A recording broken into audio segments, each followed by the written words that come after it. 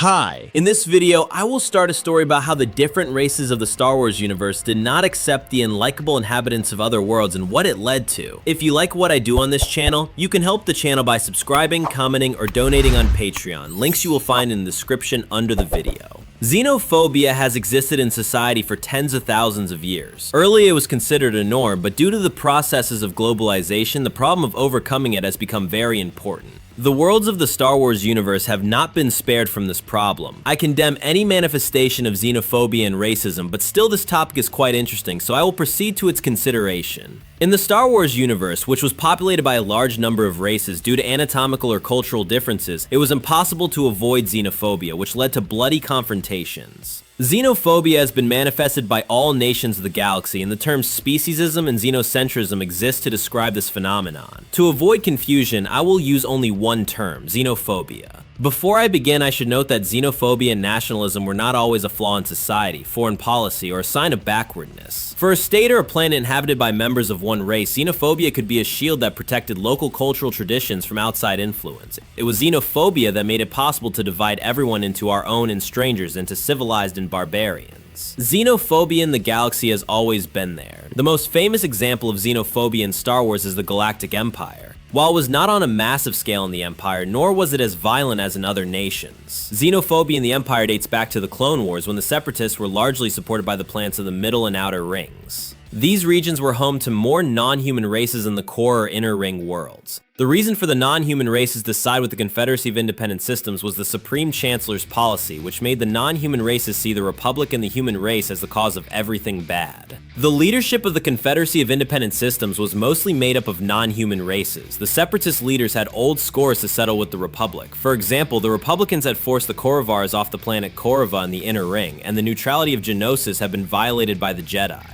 Here's another example, the Ishi-Tib race of Tybrim, which had long been under the tyranny of Cerebrand II, a loyalist to the Republic. After Count Dooku took Cerebrand II's life, the people of Tybrim swore allegiance to the Confederacy. In addition, the Skakoans who sided with the Separatists were xenophobic and cruel to the inhabitants of Nelvin. Over the years of the Clone Wars, xenophobia within the Republic itself has grown stronger, and races such as Nemoidians, Gossams, and Kuruvars have been arrested and deported from Coruscant and other worlds. After the transformation of the Republic into the Galactic Empire, the new Emperor fostered xenophobia in society. He was convinced that making the human race the core of the state was a good foundation for the Empire to prosper. It is worth noting the Empire not only oppressed, but also saved some races and many peoples from extermination. That is, the Empire's xenophobic policy was not unambiguous. Even the New Republic, which fought for individual freedom and against xenophobia, failed to resolve the contradictions that had accumulated over thousands of years. Many races were suspicious of all the initiatives of the New Republic, which were related to the attempt to find a compromise in the various disputes of different races. Even the New Republic's fight against anti-people groups was sometimes seen as a new round of state xenophobia. The Diversity Alliance was the most prominent such group, created in the 23rd year after the Battle of Yavin. It had its origins in the xenophobic policies of the Empire Reborn, which was ruled by Lord Hethrier until the 14th year after the Battle of Yavin. He used slaves extensively in his experiments to manipulate the Force, time, and space. The survivors memorized Lord Hethrier's human-like face and developed a hatred for the human race. Many of them would later form the basis of the Diversity Alliance. The Diversity Alliance was an anti-human and anti-Jedi group that used any means necessary to destroy humanity. Led by the Twi'lek Nola Tarkona, they planned to avenge humanity for the crimes of Palpatine, Vader, and Hethrier. The Alliance's main advantage was to be the Emperor's plague virus, developed by Avir Darracot, but it was destroyed by the Jedi. Nola Tarkona, who had accidentally contracted one of Darracot's strains, died in agony on a Leprosarium asteroid under quarantine.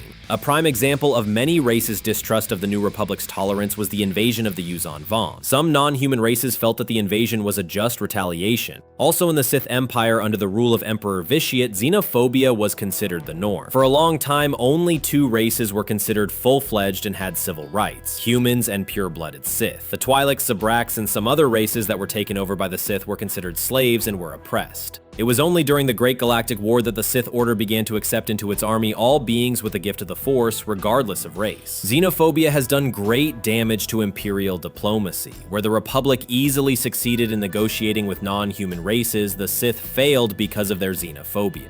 But the Sith were not alone in their xenophobia. It also flourished in the Republic during the 1,000-year reign of the Kispex dynasty, which became known as the Kispex era. Kispex, later called Kispex I, began his journey to power with the Coruscant Merchants Guild, the largest merchant organization of the time. In time, he took over the guild, became a member of the Pius Dei sect, and soon managed to gain power there as well. Pius Dei was a monotheistic religion whose members worshipped a stern but fair goddess. The deity had no name of its own. The main idea of the sect can be designated by the word man-centeredness. The followers of Pius Dei believe that only representatives of the human race had the right to rule the universe. They regarded all other races as potential slaves. Having a lot of money and the ability to use sectarians was more useful than votes, which allowed Kispex to become a senator. After that, he immediately began to consider the position of Supreme Chancellor. At the time, the position was held by a Bothan named Perslia. Chancellor Perslia was killed under unknown circumstances. After that, in the shortest possible time, Kispex was elected the new Supreme Chancellor with the help of bribes and threats. In the future, all of his descendants combined the position of Supreme Chancellor of the Galactic Republic with the position of chief priest. The rise to power of wealthy sectarians whose ideology fundamentally changed the life of the entire society was not uncommon in the Star Wars universe. Kispex I began his reign by restructuring the entire state apparatus. Key positions in the new government were filled by cult members. In addition, there was no place for non-human races. Only among the Republican Senate did the Kispex tolerate the presence of non-humans for some time, not wanting to provoke a galaxy-wide uprising of non-humans. He and his followers gradually removed the non-human senators from power. The transformations also affected the army and navy, to the ranks of which commissars from members of the cult were sent. The attachment of a cult commissar to each military unit made it possible to achieve the loyalty of military units. People who were respectful of other races were also repressed. The purge of the government by the Kispex sent many senators to jail. Their property was confiscated in favor of the cult and auctioned off. Family members of senators were blacklisted. They were banned from holding public office and serving in the military for 3 generations. The Kispex repression destroyed many Republican dynasties that had served the Republic in public and military positions for hundreds of years.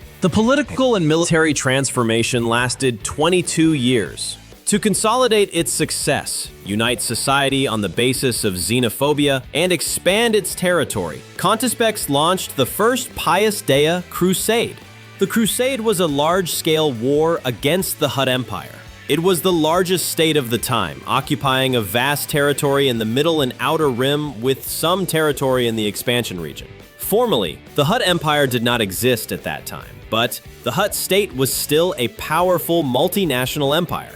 Now, instead of a single monarch, the Hutt and the races under their control were ruled by the Council of Elders, later renamed the Hutt Grand Council.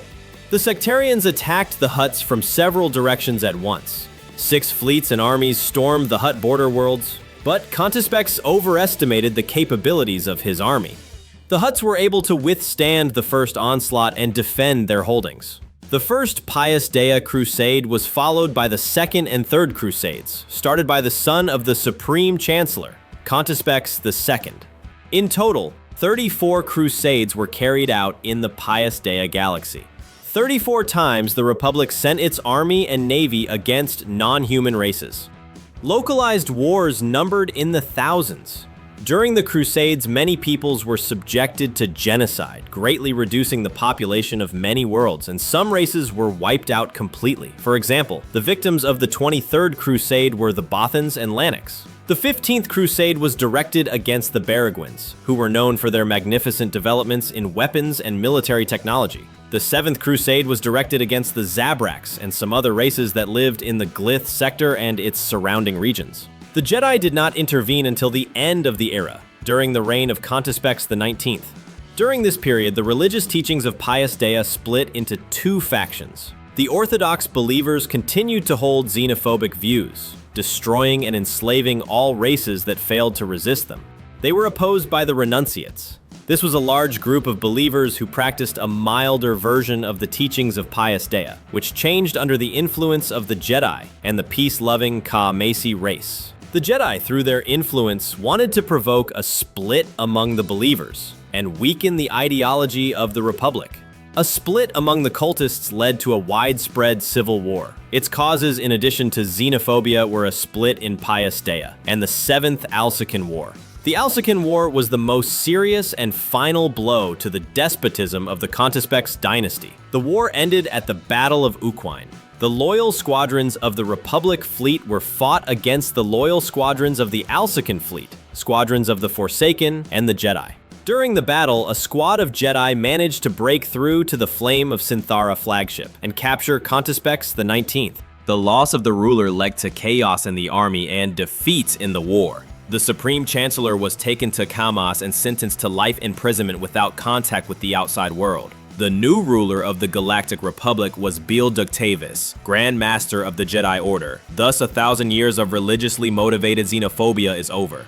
In the First Crusade, the Hutts were a defensive party that protected their lands from Republican attack as well. But the Hutts themselves were a warlike race. Peace-loving races don't create slave empires. The Hutts have also had wars in their history, one of the reasons for which was xenophobia. Hutt xenophobia was based on Hutt superiority over the rest of the race because of their higher technological development. But they weren't the first. The first xenophobes of the whole galaxy far, far away were the Ricotta. The development of the Ricotta civilization was not connected with long creative activity and gradual development in isolation from other intelligent races. You might say they were lucky. One day, through the man-made interstellar portal Infinity Gate, the Qua arrived on Lihin, which was the ancestral home of the Ricotta. The Qua were hunchback blue-skinned reptiloids with flat faces and were at a very high cultural and technological level of development, as well as being one of the greatest ancient races in the galaxy. The Qua were peaceful and taught the Ricottans much, from material processing techniques and machine building to the art of force control. Unfortunately, the Qua did not recognize the true nature of the Ricotta. They were a race of cunning, warlike, and violent beings who adopted the knowledge of the Qua to use against their own teachers. The Qua were the first victims of the Ricottans and barely escaped total extermination. Using the knowledge they gained from the Qua, the Ricotta began to feel superior to the other races of the Galactic. Xenophobia was not the main reason for the expansion of the natives of Lihin, but was the moral justification for aggression against other races. The Ricottan state, called the Infinite Empire, continued to grow in size over the next few hundred years. Ricottans did not pay attention to the level of technological development of the conquered peoples, and they did not try to conclude a peace treaty with any of the races. They only wanted slaves and new territories. For example, when Infinite Empire was conquering the Kamumga race living on Tatooine, the Ricottans didn't even consider trading with this highly advanced race. Some planets the Ricottans needed only for experiments. For example, Kashyyyk was used as a large botanical garden. It was thanks to the Ricottans who were engaged in terraforming of the planet that huge Roshir trees appeared on Kashyyyk, reaching several kilometers in height and up to a couple of hundred meters in diameter. Interestingly enough, the size of the Ricotta race did not match the territories it conquered. Thus, by the time of the Infinite Empire's demise, it consisted of only 500 planets with 10 billion Ricottans and 1 trillion slaves. The ancient ancestors of humans were dominated by xenophobic sentiments long before space exploration and the invention of hyperdrive. Many thousands of years before the creation of the Galactic Republic, the planet Neutron in the future Coruscant was inhabited by 2 races, the humans, who called themselves Zell, and the Tongs. The confrontation between them lasted thousands of years. This period saw the blossoming of xenophobia between them. The confrontation ended with the complete defeat of the Tongs and their expulsion from Neutron. The Tong refugees settled on a free planet many thousands of light years away from Neutron. The planet was named Mandalore in honor of one of the Tong leaders. After ancient times, let's turn our attention to the recent history of the galaxy. Shortly after the Battle of Ruusan, the Galactic Republic began to change rapidly. The millennia-long confrontation known as the New Sith Wars came to an end. The Sith were defeated, the military was disbanded, the Republic was ruled by ordinary sentient beings without the Force, and the galaxy was at peace. But at the same time, old interracial conflicts manifested themselves. Some nations and entire races that had long dreamed of independence announced their secession from the Republic. Previously, they had been deterred by the presence of the Republic battle fleet, but now the government on Coruscant had become liberal. Mass liberation movements began on the Republic planets, and this allowed the Hutts and other criminal cartels to rise to prominence. There was also xenophobia. The Quarren and the Mon Calamari were two intelligent races that lived on the planet Dock. It was rare for two intelligent races to coexist together on the same planet. Typically, one people exterminated the other in the process of evolution. In this respect, Dock was one of the rare exceptions. For a long time, the races developed independently, as the Mon Calamari inhabited shallow waters and few islands, while the Quarren favored the great depths. The Quarrens first came to the surface around 4,500 years before the Battle of Yavin. Their first encounter did not go well from the start. Instead of attempting to make contact, the Quarren attacked the Mon Calamari. This and subsequent attacks provoked a long war between the two races. Even though there was nothing to divide them, the Quarren were strong, tough, and hardy warriors. The Mon Calamari were less aggressive, but were at a higher level of technical development and had more advanced weaponry.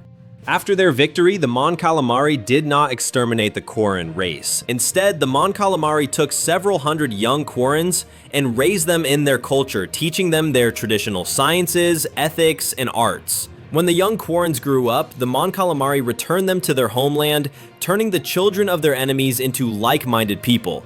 The Quarren elders understood what was happening, so they treated them with distrust. On the other hand, the young Quarrens perceived the old men as uneducated savages held captive by archaic prejudices. In time, the young Quarren became the leaders of the Deep People and established trade and diplomatic contacts with the Mon Calamari. But all this ended because of the mutual dislike of the peoples. Dak became a member of the Galactic Republic a couple centuries before the Mandalorian Wars and the Jedi Civil War. The Quarren, despite their policy of isolation, were able to quickly integrate into the galactic community thanks to the Mon Calamari. Shaky peace and cautious cooperation alternated with localized conflicts for several millennia. The desire to live separately was manifested in everything, including the structure of the state power of the two races. One such conflict occurred in the 520th year before the Battle of Yavin, when a localized conflict caused a political military crisis that was nevertheless successfully resolved. The Clone Wars have upset the delicate balance of interracial relations, and the people of Dak are divided. Most Mon Calamari supported the Galactic Republic. Most, but not all. For example, Marai, an experienced naval commander and skillful warrior, sided with the Confederacy. The Quarren also lacked unity, though most supported the Confederacy. Desiring to separate themselves from the now hostile Mon Calamari, the Quarren founded the Quarren Isolation League. The new organization was led by former Republican Senator Tikis, who became a member of the Separatist Council. Prior to the founding of the Quarren Isolation League, a mutually beneficial partnership was established on Dak. Most of the Quarren worked on the underwater shelves, extracting raw materials or engaging in small-scale manufacturing. Quarren resources and products were transported to the surface, where the raw materials were used to build starships. The League decided to limit the supply of materials to the surface and thus dealt a severe blow to the Mon Calamari economy. The Separatists are now the main buyers of Quarren raw materials. This state of affairs did not please the Mon Calamari. Not even 6 months after the start of the Clone Wars, war broke out on the planet. The occasion was Count Dooku's open interference in Dak's political affairs. He supported the Quarrens and provided them with battle droids, underwater fighters, other military equipment, and small arms. The Galactic Republic supported the Mon Calamari and sent a large military contingent to the planet under the command of Jedi Master Kit Fisto. The Republic's battle swimmers and the Mon Calamari Knights defeated the Separatists, suffering heavy casualties in the process. A shaky peace was restored, but it was not favorable to the Separatists. The Separatists' next attempt to disturb the peace was a political assassination. The Dak-directed warlord Rift Hampson assassinated the Mon Calamari king Yos Kalina. The only heir to the throne remained the minor prince Lee Char. To avoid another interracial conflict on Dak, the Republic sent Anakin Skywalker and Padme Amidala to negotiate. Unfortunately, the conflict could not be avoided, but the Separatists lost that battle as well. Thanks to the involvement of a huge contingent of combat swimmers, Gungans, and locals, they managed to defeat the droid army. After the end of the Clone Wars, the Quarren and the Mon Calamari had to reconcile in a common struggle against the Galactic Empire. The alliance minimized all interracial conflict. In the Rebel Alliance and the New Republic, the longtime enemies got along well with each other. There were even mixed crews of MC-80A heavy cruisers, whose control systems were adapted for DAC natives only. This concludes the first part of the big story about xenophobia in Star Wars worlds. In the next videos will be a lot about other no less interesting clashes and conflicts between representatives of different races, and that's it for today. Thanks for watching. Don't forget to support the channel by subscribing, commenting, or donating on Patreon. Thanks for your attention, and bye.